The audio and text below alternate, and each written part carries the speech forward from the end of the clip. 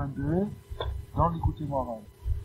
Da kitsarir ladoun et kol adam de kavzir.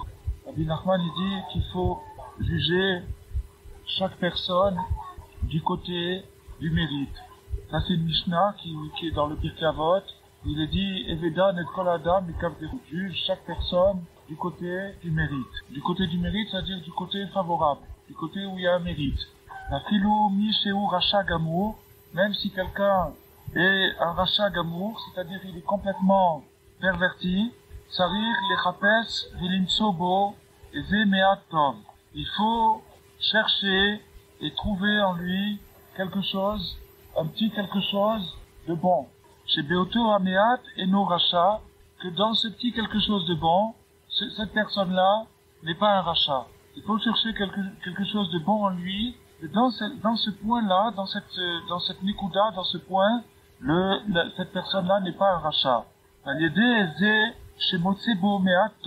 par le fait de trouver en lui, dans cette personne, un petit peu de bien, et qu'on va juger la personne du côté du mérite, qu'on va chercher ce qu'il y a de valable chez cette personne, ce qu'il y a de positif, ce qu'il y a de valable.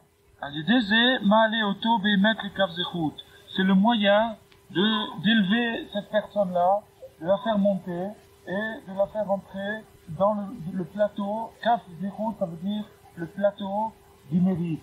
Il y a Kaf Rova, le plateau de l'inculpation, de la culpabilité, et il y a Kaf Zechut, le plateau de l'innocence, le plateau du mérite. Et donc, quand on juge quelqu'un, on le fait basculer, et quand on juge quelqu'un du bon côté, c'est-à-dire qu'on cherche quelqu'un de bien chez personne, automatiquement on fait monter la personne du côté du mérite. Veyuchal le'ashivo b'tshuva. Et il pourra le convertir complètement, lui faire tshuva, simplement parce qu'il le juge du bon côté. Et donc on a déjà, d'entrée et d'emblée, dans cette étude-là, une clé, une règle pour faire tshuva aux gens, c'est de les juger du bon côté, c'est-à-dire de chercher qu'est-ce qu'il y a de positif en eux. De chercher qu'est-ce qu'il y a de positif. Et c'est tout à fait l'opposé de ce que les gens s'imaginent. Les gens s'imaginent que pour faire tshuva à quelqu'un, il faut démonter et racler tout ce qu'il y a de mauvais, tout ce qui dépasse. Finalement, il reste plus grand-chose. Et il faut taper, c'est-à-dire faire du moussard à la personne, dénoncer ses erreurs, pour lui faire tshuva, pour l'améliorer. Alors qu'ici, il nous donne une technique qui est totalement opposée. Il nous dit, au lieu de s'occuper du mal, occupons-nous du bien. Au lieu de s'occuper du mal, qui est largement majoritaire chez la personne, on ne dit pas le contraire, occupons-nous du bien, même s'il est totalement minoritaire, c'est-à-dire qu'il y a 1 pour 1000 ou 1 pour 10 000 de bien. Et si je me concentre sur ce point-là, et que je ne fixe que ce point-là, je vais réussir à avoir un effet sur la personne de lui faire tshuva. Zebrinat, Ve'od me'at ve'en racha, ve'idbonant al mekomo ve'enenu. Il y a un verset dans Tehilim qui dit, encore un petit peu, ve'od me'at, encore un petit peu, ve'en racha, il n'y a plus de racha, ve'idbonant al mekomo, tu vas réfléchir sur son endroit, tu vas réfléchir sur sa situation, ve'enenu, il est plus là. Ça veut dire quoi? Ça veut dire, le sens simple du verset, ça veut dire, encore un petit peu, le rachat, il sera plus là, tu vas réfléchir sur sa situation, elle s'est évaporée. C'est le sens chat, le sens simple du verset. Rabbi Nachman, il nous explique ce verset comme ça. Aïnou. Shapasuk mazir ladoun et akol et kavzechur. Ce verset-là vient nous avertir et nous prévenir qu'il vaut mieux juger les gens du bon côté. Ve'afalpi shata roe sheu racha gamour. Même si tu constates, que tu vois avec tes yeux que cette personne est complètement pervertie. C'est un rachat gamour, il n'y a rien. Il est complètement rachat jusqu'au plus profond de lui-même.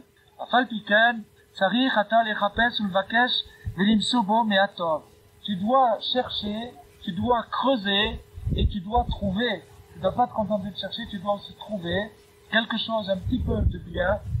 Chez Sham et nos rachats, que là-bas, dans ce petit peu de bien, la personne n'est pas un rachat. Une petite précision qui s'impose, c'est qu'il nous a dit de chercher du bien, il nous a pas dit de prendre du mal et de dire que c'est bien.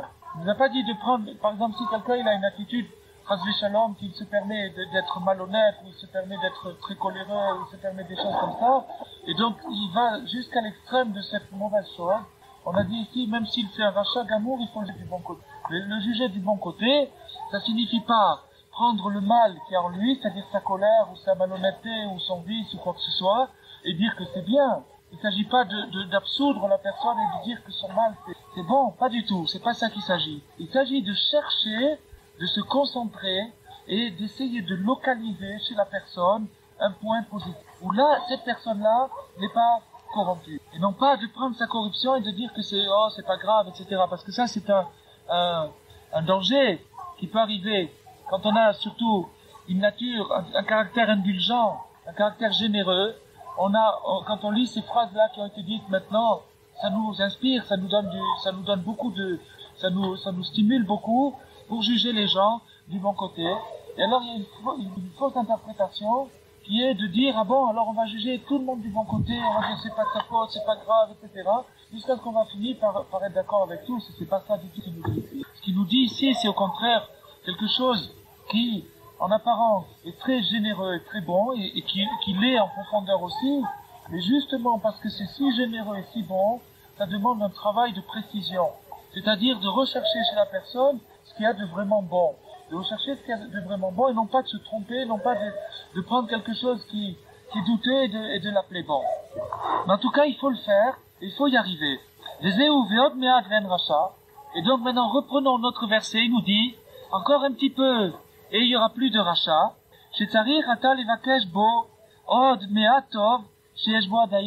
Tu dois chercher encore un petit peu de bien. Od meat, ça veut dire encore un peu. Cherche encore un petit peu de bien qu'il y a dans cette personne encore.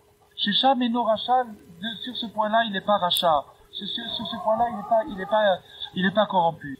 Yafalpi sheu rachat, bien que cette personne soit un rachat, efshar shenbo meatov adaim. Comment est-il possible qu'il n'y ait pas quelque chose de valable chez lui? Comment est-ce possible qu'il n'y ait pas quelque chose de valable chez lui? Pour comprendre cette phrase-là, il faut ramener un autre enseignement de Rabbi Nachman, qui est dans les Sirot, dans les conversations de Rabbi Nachman. Où Rabbi Nachman a dit que quelqu'un qui est complètement athée, c'est-à-dire quelqu'un qui, chas v'shalom, arriverait à renier Hachem complètement, ça n'existe pas. Quelqu'un qui arrive à renier Hachem complètement, ça n'existe pas. Pourquoi?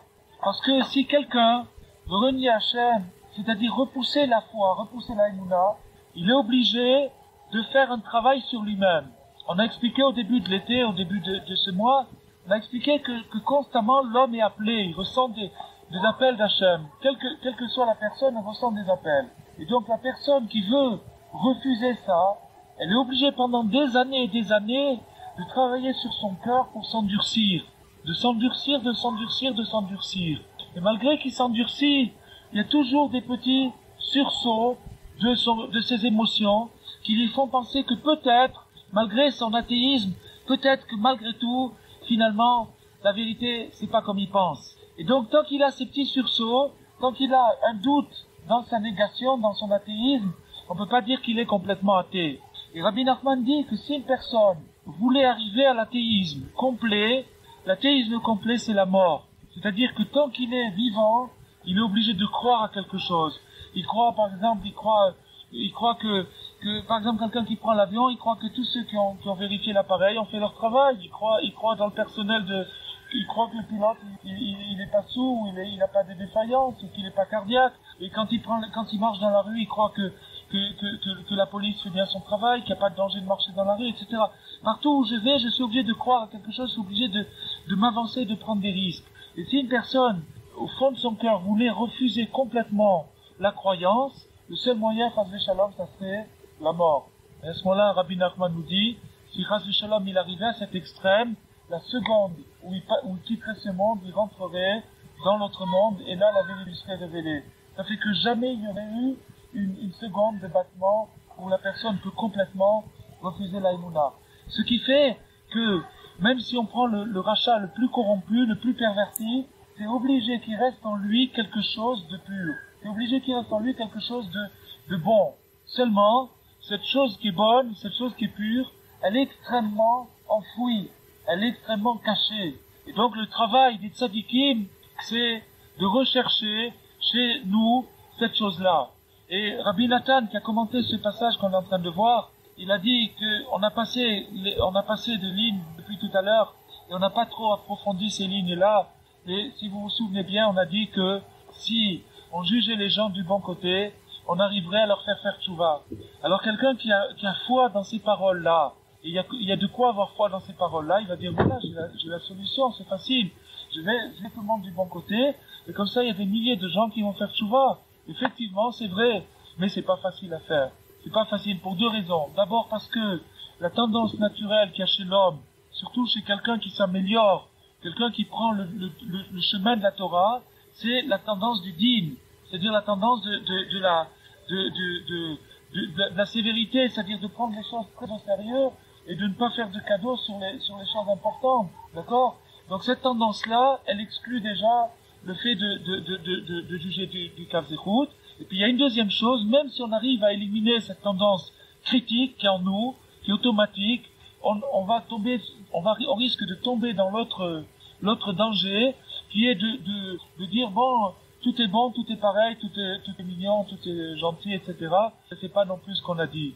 Et donc le chemin, le point qui y a entre les deux est très très fin et très difficile à trouver. Et les tzadikim eux-mêmes ne sont pas encore arrivés bishlemut, c'est-à-dire d'une manière totale, à appliquer cette méthode. La preuve, c'est que Mashiach n'est pas encore venu. Si les tzadikim arrivaient à appliquer cette méthode, alors ils arriveraient effectivement à faire tchouva à tout le monde. Mais c'est très difficile parce qu'il y a un danger de côté. Ou bien je reste dans le côté du din, c'est-à-dire que je reste dans la sévérité, et à ce moment-là, je ne cherche pas ce qu'il y a de bon chez les gens, et donc je leur empêche de faire tchouva. Ou bien je penche de l'autre côté, et à ce moment-là, c'est pas ça qu'on nous a dit. C'est pas ça qu'on nous a dit.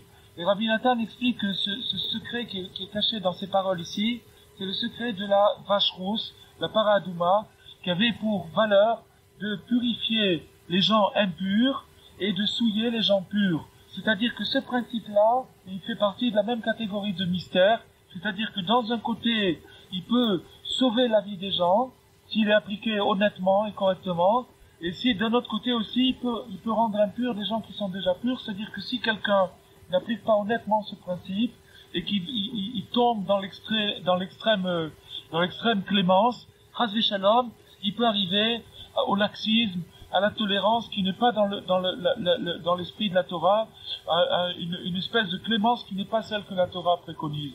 Et donc c'est un point très très fin et très dur à capter. Alors le problème ici, maintenant le problème se pose, si c'est un point si fin et si dur à capter, au point qu'on peut l'apparenter à la vache rousse, pourquoi est-ce qu'on en parle? Pourquoi est-ce qu'on en parle? Puisque finalement je ne vais pas être capable de donner la solution exacte, de pouvoir transmettre à chacun qui est ici la solution exacte, comment appliquer cette chose-là. Alors pourquoi est-ce qu'on en parle? La réponse est la suivante, c'est que le fait d'en parler nous fait beaucoup de bien. Le fait d'en parler, ça nous fait beaucoup de bien. Ça éveille en nous ce qui correspond à ça, c'est-à-dire ça éveille en nous le sentiment de justice qui correspond à ça. Le sentiment de précision et de justice qui correspond à ça et qui en nous est éveillé par le fait qu'on en parle. Ça, c'est le premier bienfait. Le deuxième bienfait, c'est qu'au moins, on sait où ça se passe. Au moins, on sait où ça se passe. C'est-à-dire qu'on sait que la solution que Mashiach appliquera, ça sera celle de chercher dans chacun ce qui est possible. Et non pas le contraire de dégommer, de critiquer, d'esquinter, de rendre mauvais, etc. Ça, c'est le deuxième bienfait. Et si quelqu'un veut pousser sa recherche, alors, libre à lui d'approfondir cette étude-là. Et c'est possible. Et pour l'approfondir, il y a des clés, il y a des règles pour l'approfondissement. C'est ce qui s'appelle le iyun, l'étude en profondeur, l'étude en réflexion. Et ça, chacun peut le faire. En attendant, le fait d'en parler, le fait de dire cette chose-là, c'est très très très bénéfique. Parce que ça démystifie l'esprit critique, systématiquement critique, qu'on a trop tendance à assimiler avec l'esprit du din, c'est-à-dire on se dit que pour être un bon juif, il faut être sévère et faire, comme on va respecter et faire respecter les pelouses sur les gazons, et donc respecter et faire respecter le din, et donc dès qu'on voit quelqu'un, on a tendance à tout de suite voir ce qu'il y a de mauvais chez lui, et lui faire remarquer, et de cette façon, Chas v'Shalom, on applique la méthode inverse à celle qu'il faudrait. Alors continuons. Ki afalpi sheu racha, bien qu'une personne puisse être un rachat, comment est-il possible qu'il n'y ait pas encore quelque chose de bon chez lui? Comment est-il possible que cette personne n'ait pas fait au moins une bonne action, une mitzvah ou une bonne action? Une mitzvah, c'est parce que Hachem me l'a ordonné. Et une bonne action, c'est parce que mon cœur me le dit, mon cœur me dit que c'est une bonne action. Alors maintenant, supposons quelqu'un qui a jamais fait une mitzvah, il n'a jamais rien fait pour faire plaisir à Hachem, c'est-à-dire qu'il n'a jamais voulu accepter l'autorité, la royauté d'Hachem, mais il a peut-être un jour aidé une personne âgée à traverser la rue, ou il a peut-être un jour rendu un porte-monnaie qu'il a trouvé dans la rue, il a peut-être fait un jour une bonne action, même si c'était pas une mitzvah. Comment est-il possible que cette personne n'ait pas fait quelque chose de valable dans sa vie?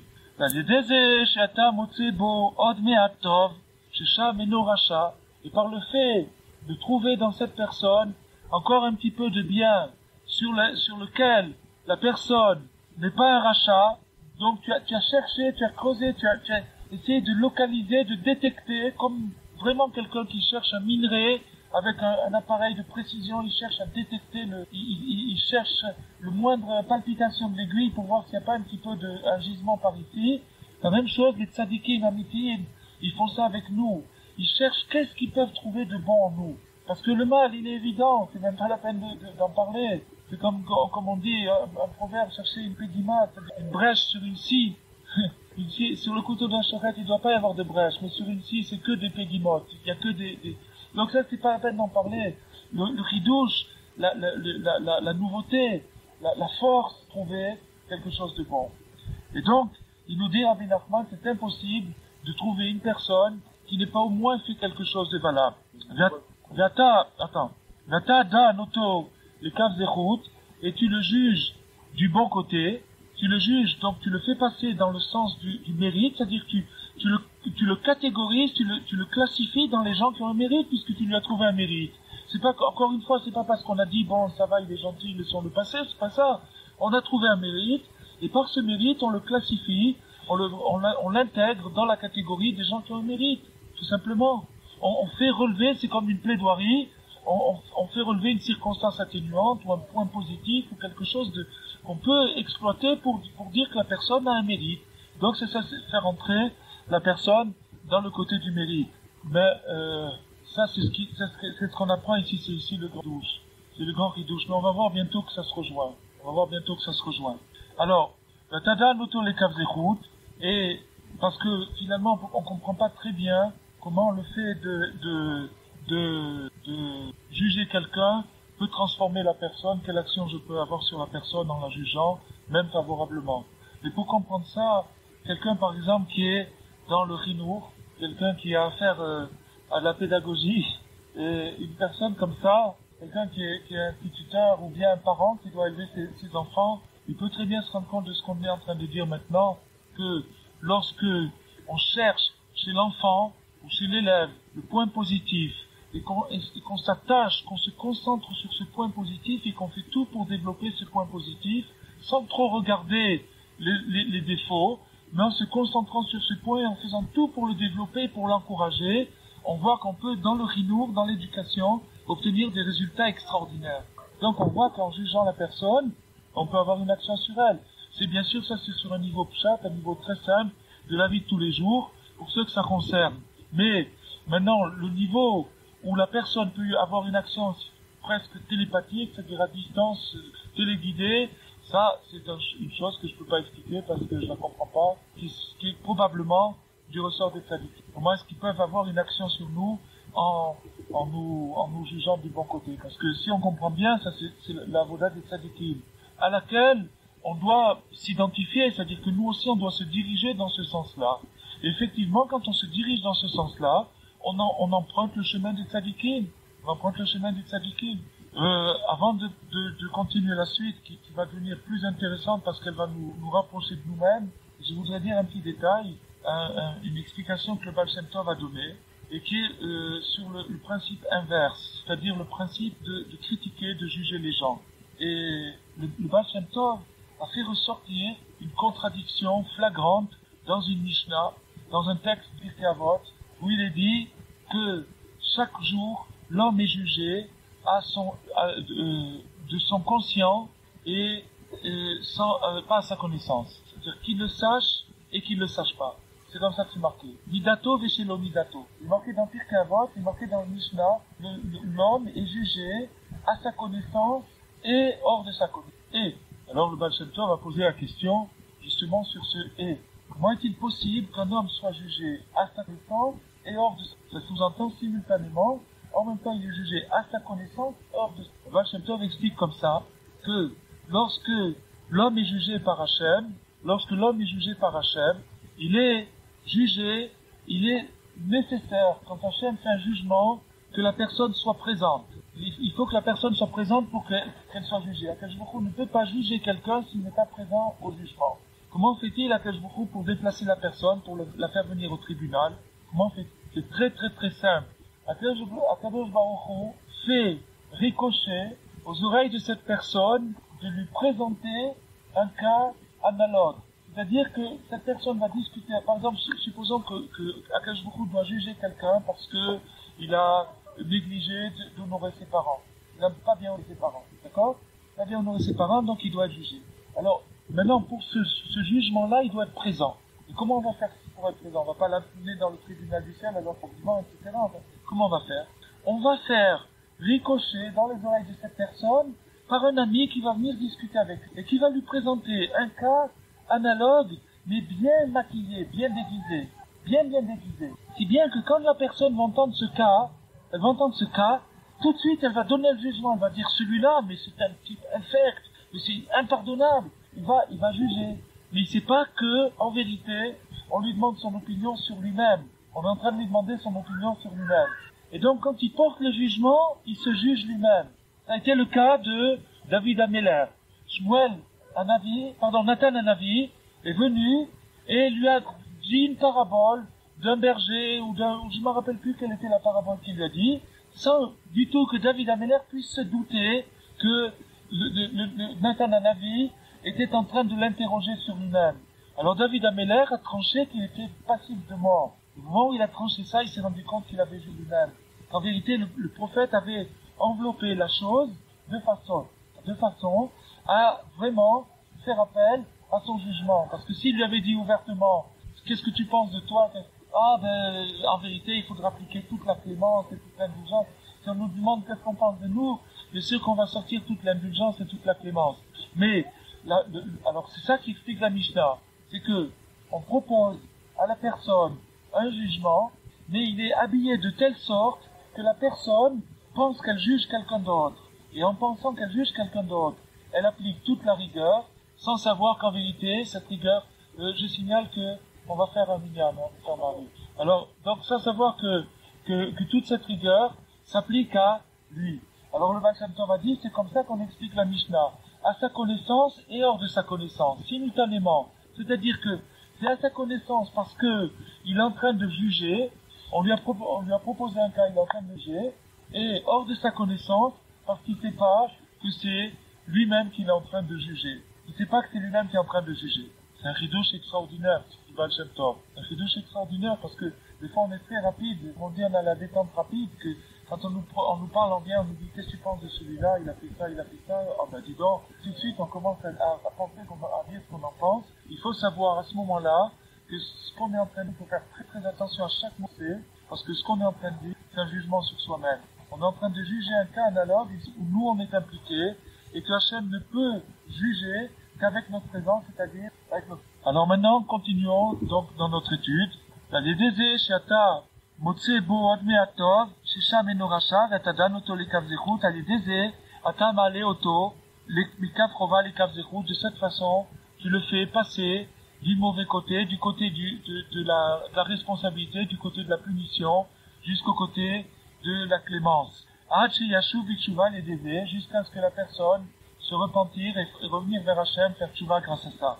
Zeum ve'od me'at ve'en racha. C'est ça qui dit dans le passou, encore un petit peu, il n'y a plus de rachat, par le fait que tu trouves dans le rachat encore un petit peu de bien, dans lequel le rachat n'est pas rachat, c'est-à-dire dans lequel un bien objectif, dans lequel c'est pur, de cette façon, de bonantal mekomo, venenu, de cette façon tu réfléchiras sur son endroit, et nous, tu vas voir qu'il n'y est plus. Tu vas voir que tu l'as fait sortir de son endroit, tu l'as élevé. Tu l'as élevé. C'est-à-dire, quand tu réfléchiras, et que tu regarderas sur son endroit et sa situation originelle, là où il est préalablement, tu verras qu'il n'y est plus, il n'est plus à sa place du début,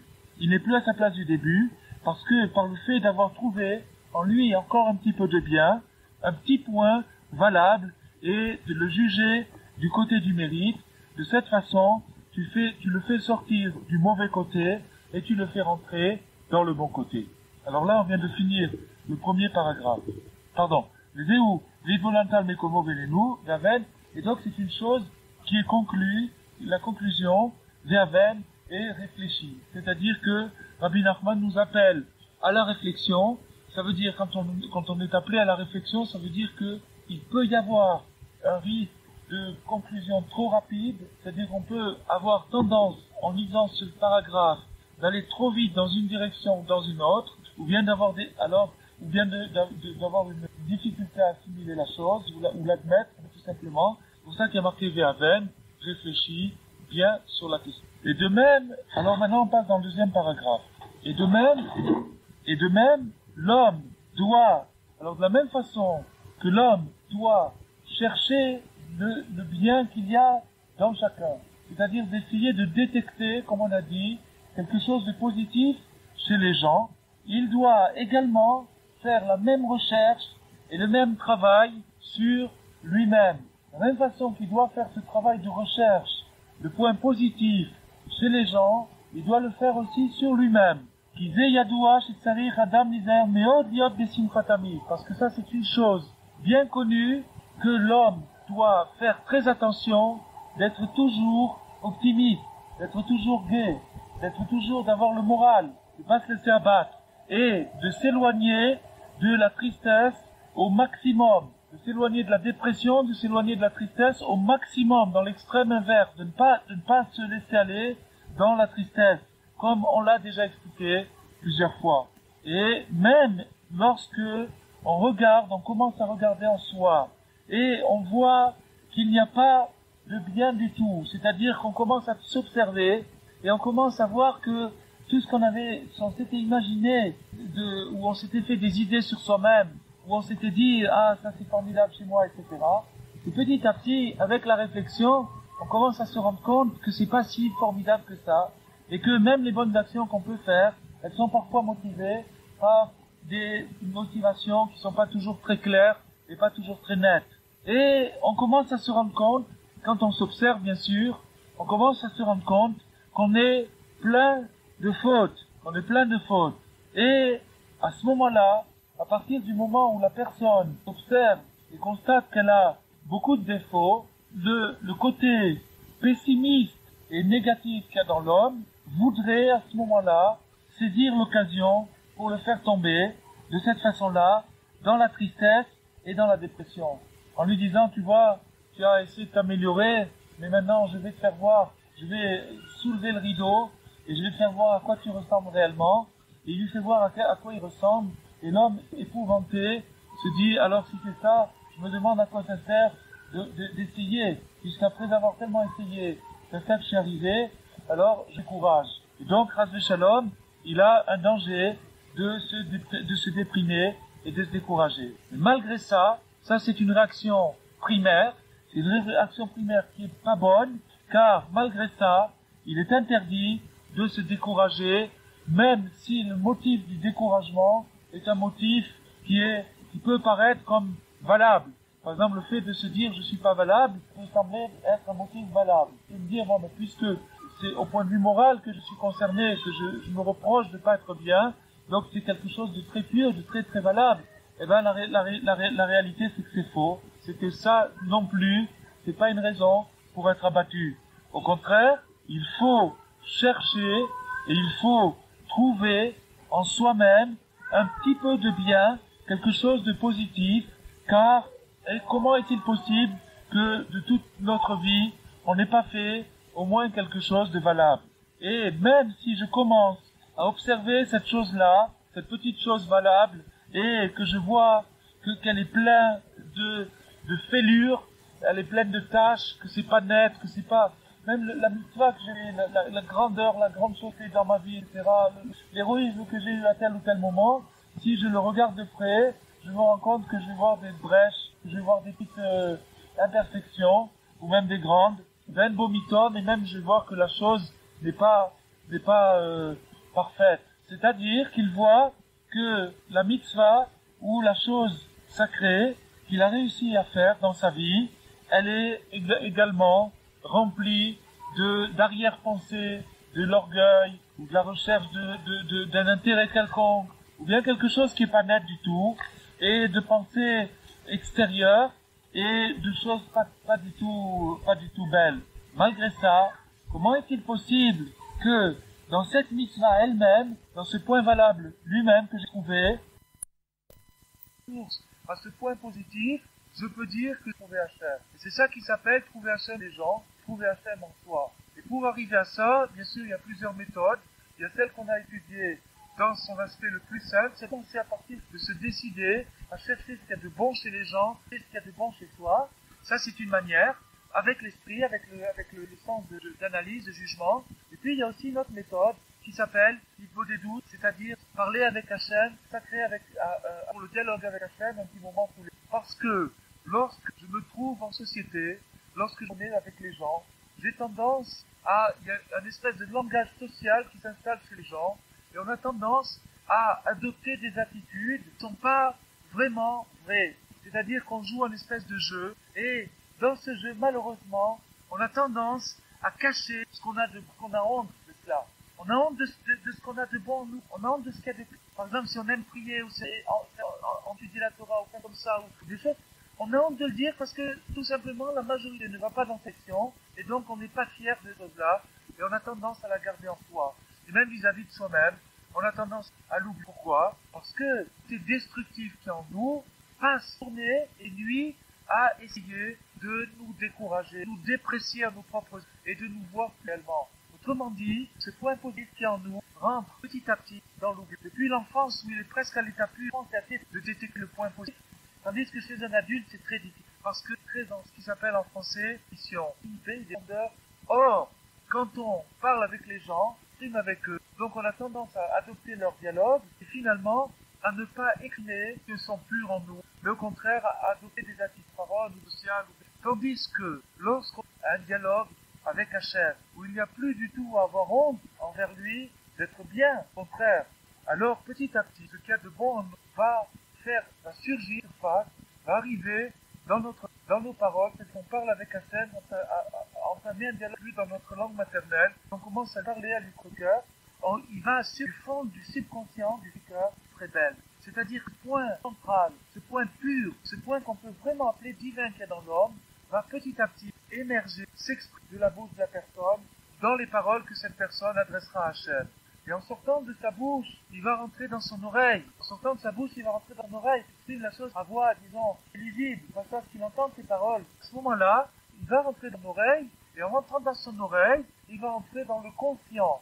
C'est-à-dire l'esprit conscient de l'homme, non pas le subconscient, mais le conscient. Et donc, si vous avez bien suivi, vous vous rendez compte qu'il y a une parfaite qui s'est créée, conscient ou conscient, c'est-à-dire une chose ignorée par rapport à moi-même, maintenant je la connais. Et quand je sais ce qui est bon en moi, c'est le meilleur encouragement que je puisse avoir pour avancer. Le meilleur encouragement que je puisse avoir pour avancer, c'est d'avoir confiance en moi-même, d'être content de moi-même, d'être fier de moi-même. Quand je suis content, quand je sais que j'ai quelque chose de bon en moi, ça m'invite, ça m'incite, ça me stimule d'en faire 10 fois plus. Tandis que si je me estime comme quelqu'un de raté ou de moitié raté de n'importe quoi, dans n'importe quel domaine, à ce moment-là, j'ai plus qu'à aller jusqu'au bout. J'ai déjà fait à moitié muet. Voilà le raison fond. Et voilà pourquoi Rabbi Nachman a dit qu'il fallait faire cette pratique. Comment il fallait là. Ça, c'est une des façons de le faire, c'est-à-dire parler tout à Hachem, d'avoir un dialogue, parce que, automatiquement, la Nekuda, le point central, le point vital de la personne, le point divin de la personne, va s'exprimer, il va rentrer dans son oreille, il va commencer à se connaître, côté encourageant, pas sur le côté mort.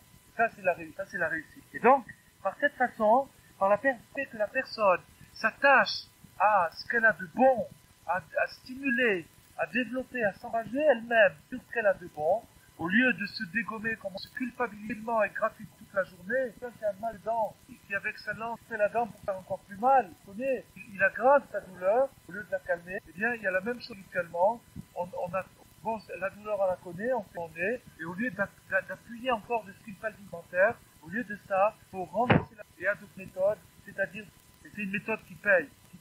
Avec les enfants, c'est merveilleux.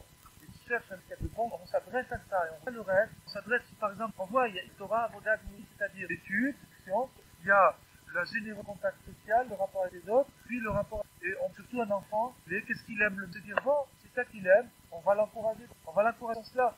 Par exemple, je vous donne un exemple. Le Shevet Moussant Tzadik, il a écrit comme ça.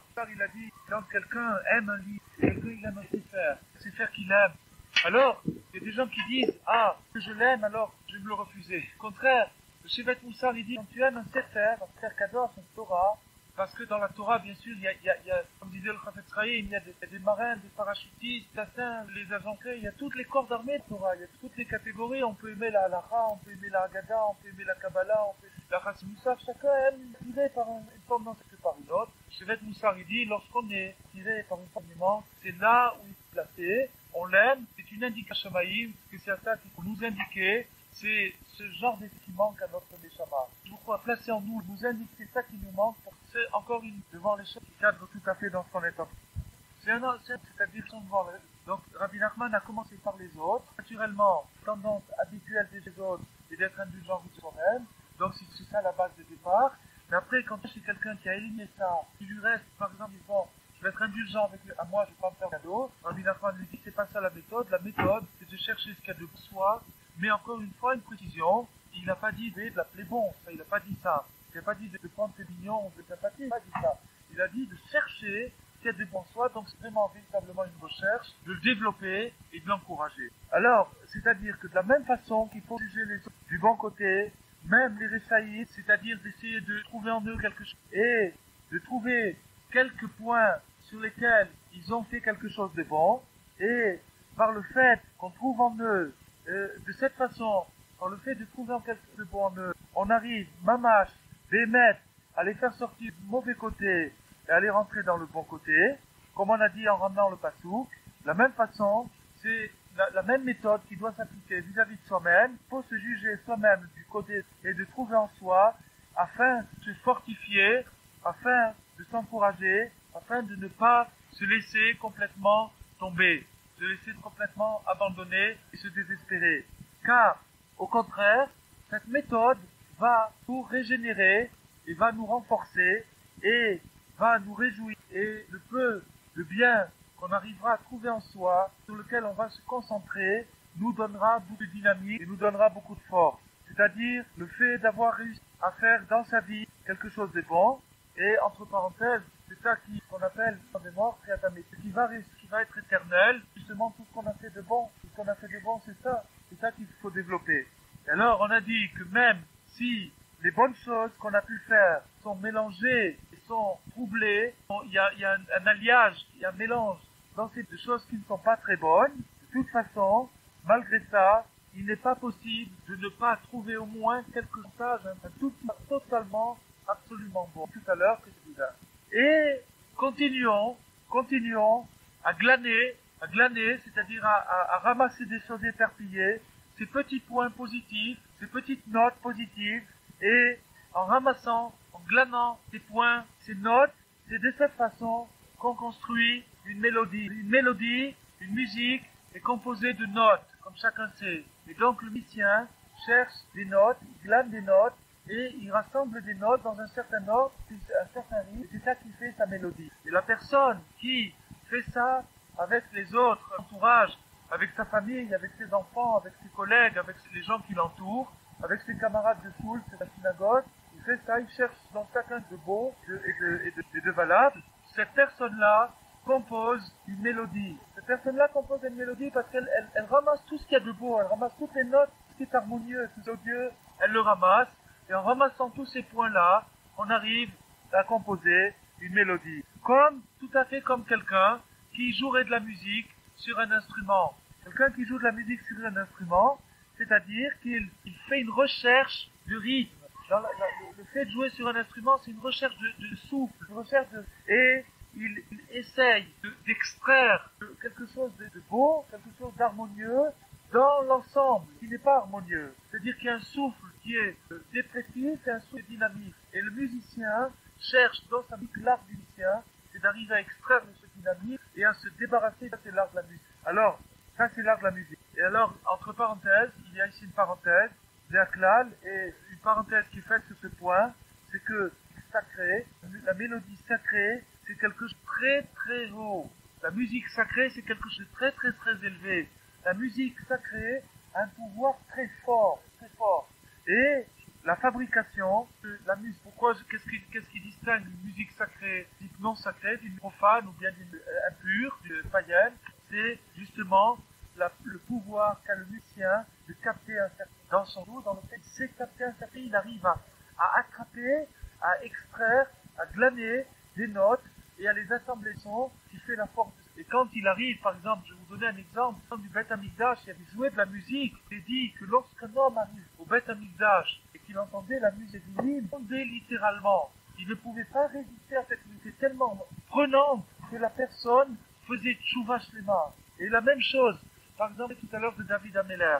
Il y a un Mizmor dans le Teilim qui est bien connu. Lorsque Nathan Hanavi, lorsque le prophète Nathan est venu faire le reproche à David Ameller, et il a fait le reproche de la faute de Bathsheba, qui en vérité n'était pas une faute, enfin on va pas rentrer maintenant. En tout cas, il a fait lui faire le reproche. Et alors il y a une question qui se pose, qui est posée par le Midrash, puisqu'il est venu lui faire un reproche, il y a un prophète d'Israël qui vient lui faire un reproche, comment se fait-il qu'il a écrit, il y a un Mizmor, alors la réponse suivante, le prophète lui a fait le reproche tellement finesse dans le devoir maintenant, qu'au lieu de lui inspirer le cafard et l'espoir, ça lui inspire la joie dans la joie. Au lieu de lui inspirer une espèce de tchouva écrasant, insupportable, c'est-à-dire de dire, ah, voilà ce que tu as fait, innommable, tu as dit la terre, etc.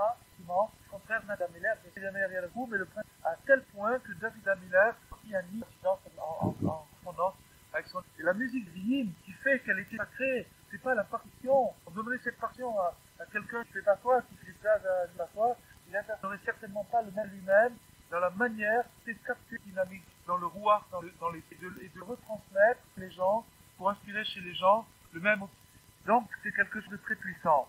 Car de cette façon, pour composer une musique comme ça, il faut être capable de faire le tri, c'est-à-dire de trier, de ramasser les bonnes notes, occuper des mauvaises. Et de cette façon, on construit des mélodies, et c'est pourquoi, quand une personne ne se laisse pas abattre, quand quelqu'un ne se laisse pas abattre, et quand quelqu'un se stimule lui-même, se donne du courage à lui-même, par le fait de chercher et de trouver en lui-même quelque chose de positif, c'est-à-dire quand quelqu'un systématise cette méthode, c'est maintenant, je vais chercher tout ce qu'il y a en moi de bon, je vais aller dans ce sens-là, quand une personne rentre dans cette session-là, ce chemin, alors il fait, c'est-à-dire il récupère tous les points positifs qu'il y a en lui-même, tous les points positifs en lui-même, parmi les choses mauvaises, c'est-à-dire qu'il fait un tri, il ramasse tout ce qu'il y a de bon en lui, il élève tout ce qu'il y a de bon en lui, il fait un tri en lui-même. Vous remarquerez d'ailleurs du Shabbat, il y a un travail, il y a une activité que la Torah nous interdit, c'est l'activité, c'est une activité qui est interdite, qui fait partie des 39 Melachot, des 30 activités, et précisément, ce qui est interdit dans le Shabbat, qui est considéré comme l'activité négative Shabbat, c'est d'enlever du poisson, par exemple, qui est mauvais, de prendre ce qui est mauvais, tandis que le contraire, si j'ai de bon et que je consomme, à ce moment-là, ça s'appelle pas boré. Je prends le bon, ça s'appelle pas boré. Et donc, le Shabbat, qui est le modèle idéal du monde idéal, dont on voit un reflet de ce qu'on est en train d'apprendre, de boré, lorsque je fais le tri dans le bon sens, n'a pas l'effet shalom de Shabbat et du contraire, ça rentre le Oneg Shabbat, le Shabbat. Et donc, c'est comme ça qu'on compose des mélodies, c'est comme ça qu'on compose la musique. Et alors, là, une personne comme ça, une personne qui s'attache aussi de regarder tout ce qu'il y a de bon chez les autres, de chercher ce qu'il y a de bon en lui-même, alors cette personne-là va se mettre à chanter. Cette personne-là va se mettre à chanter avec chantant, simplement. Et sa vie va chanter. Ça va être une mélodie, sa vie va être une musique, va être une mélodie, parce que chaque fois, il arrivera à aimanter, à magnétiser ce qu'il y a de bon. Car il est certain que lorsque l'homme se décourage, cause de sa situation, de sa lourdeur qu'il trouve en lui-même, et à cause des mauvaises actions, et du fait qu'il est très très loin d'Hachem, et de la Kedusha, d'une Kedusha véritable, alors, quand il arrive à ce découragement-là, c'est certain que la prière ne va courage que mauvais, c'est certain que le faire, final, coutumière, que le cœur n'y est pas. Et il ne peut pas du tout ouvrir sa bouche et ses dents. Il y a un étau, une paralysie. Il n'a pas le moral. Il n'a pas la pêche. Ça sert déjà pour rien. Ça sert de prière. Qu'est-ce qu'elle vaut? À cause de l'angoisse et la tristesse et la lourdeur sur cette personne. Par le fait qu'il a constaté, premièrement, et son imperfection. Mais, lorsqu'il arrive stimulé et à s'encourager, grâce au conseil précieux, au merveilleux conseil qu'on a étudié ce soir, c'est-à-dire que malgré le fait qu'il est comme il est, il a fait ce qu'il a fait, et il est très très loin d'Hachem, mais malgré ça, il cherche, il creuse, il cherche, il trouve en lui des points positifs. Alors ça le stimule, ça l'égaye, ça le réveille, et c'est sûr qu'à ce moment-là, il mise, car il est certain que, objectivement parlant, maintenant vous amenez l'étude, il est certain qu'objectivement, il y a quoi fier peut faire de bien. Il y a vraiment de quoi être fier. Tout à l'heure, on a expliqué que le bien plaît Hachem, et donc que quelqu'un fait de bien avec ça, en liaison totale avec Hachem, et donc même ce bien qui est entaché, mêlé avec plus ou moins clair, plus trouble, en tout cas, il y a certainement au fond de cette chose-là, on dit oui mais donne la tzedaka, orgueil, c'est parce qu'on a mis un grand, ou bien si tu dis la Torah, mais orgueil, ou bien si c'est comme ça, et donc on cherche à utiliser la valeur de cet acte, et on peut y arriver, mais en attendant, si on reste, pourquoi est-ce qu'il a choisi le domaine, il a qu'à la chercher business, pourquoi il a cherché le domaine? S'il a cherché le domaine, c'est qu'il a un rapport avec le domaine, il a un rapport avec la tzedaka, il a un rapport avec le Torah. Donc ça c'est déjà quelque chose de valable. Et si j'approche, je vais arriver au centre, au point final, au point central, où la personne est vraiment parfaite avec Hachem. Et donc, il vient de nous apprendre que le plan objectif, le plan de l'éternité, il y a vraiment de quoi être fier et content de la moindre de bien qu'on a. Il y a vraiment de quoi être content, parce que comme on l'a expliqué tout à l'heure, c'est la Torah. Et alors, quand la personne se stimule et se réjouit par le fait qu'on a expliqué, par la méthode qu'on a expliquée, alors cette personne va être capable de découvrir fantastique duquel la plupart des gens éliminés, la plupart des gens n'ont pas accès à cause le monde de la prière. Le monde de la prière, dont les gens sont un véritable paradis. La prière, c'est un véritable paradis. Personne qui arrive à rentrer prière, prier tout simplement dans sa langue où on prend le mieux, qui arrive à prier, c'est paradis. Et donc la personne prie, et lorsque Rabbi Nachman nous donne une tristesse, et en sortant de la tristesse, immédiatement la bouche, et on se met à prier, de rentrer et d'avoir un... Alors, c'est ça qui est dit, Azamra l'Elokai Beotré, mon Dieu, avec encore. Donc, c'est pour Hachem. Si Rabbi Nachman, s'il y a de vraiment vivant en moi, de vraiment bon en moi, avec ça que je fais, ça qui me mettra, ouvrir ma bouche, de me mettre à prier.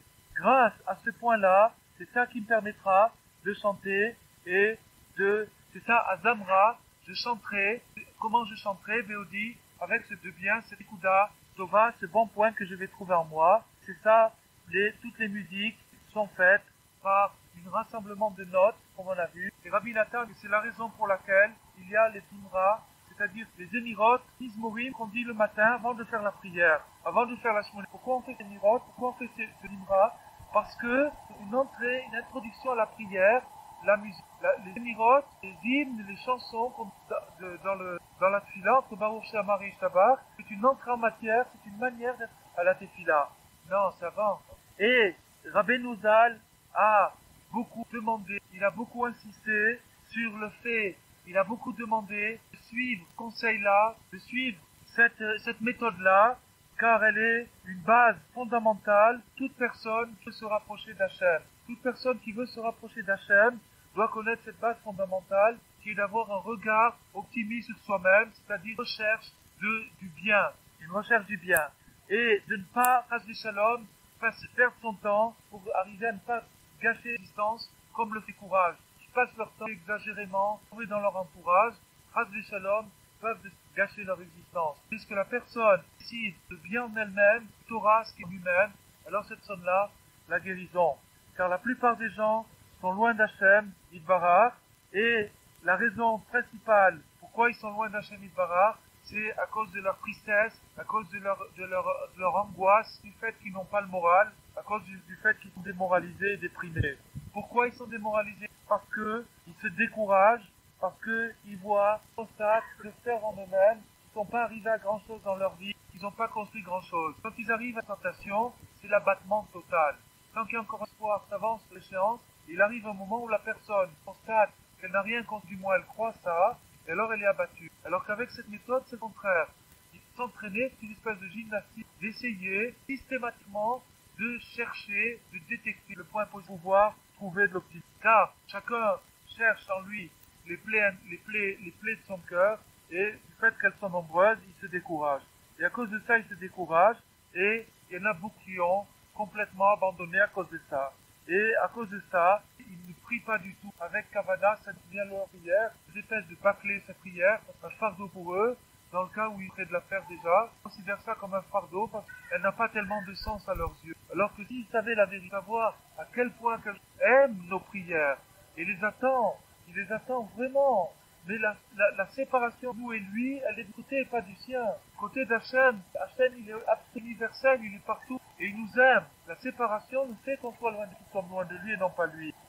Alors, il faut réussir à réfléchir beaucoup sur ce point qu'on a évoqué ce soir, essayer de réfléchir là-dessus. Ça vaut la peine de s'arrêter pour une bonne réflexion, de réfléchir sur ce point-là, d'en discuter, car tous les découragements expérimentés, même si c'est des découragements qui viennent d'un côté moral, c'est-à-dire que moralement on se trouve pas assez valable et décourage, alors pour des choses qu'on a vraiment fait, le découragement lui-même et la tristesse, ça c'est pas bon, c'est seulement une incitation, c'est seulement un piège supplémentaire. Le découragement, c'est un piège. Le découragement, c'est un piège, quelle que soit sa raison. Si c'est un découragement, le décourage pas sa chaîne, le découragement, le piège est négatif. Le découragement est quelque chose de négatif. Parce que ça affaiblit la personne et ça a pour conséquence de le faire complètement tomber à se réparer. Donc, la vraie règle, c'est de se renforcer et d'aller avec l'enseignement, de cheminer, de progresser en suivant la règle, le chemin qu'on a tracé ce soir, et de chercher encore en soi, toujours un petit peu gratter dans une Rabbi Nathan, dans une lettre, c'est ça qu'il voulait, il gratte toute la journée, une basse. Et jamais il courage, il cherche toute la journée, des tonnes et des temps. Et donc, nous avons une grande faim, soif, force, on l'a expliqué, connexion, et on a besoin de vitamines, alors tout ce qu'il y a de possible. Et de cette façon, on va trouver la simcha, on va trouver l'optimisme, et on va commencer à un espoir. On va recommencer à espoir, tout n'est pas perdu. Peut-être que j'ai encore gagné. Et à ce moment-là, on va pouvoir se mettre à prier, puisque la vie va reprendre. Donc, donc ça demander des choses, de faire des pilotes. C'est ça, Azamral et Lokai. C'est grâce à un de encore, de bon que dans moi, que je vais pouvoir prier Hachem, et de cette façon, on pourra arriver à une Tchouva Slema.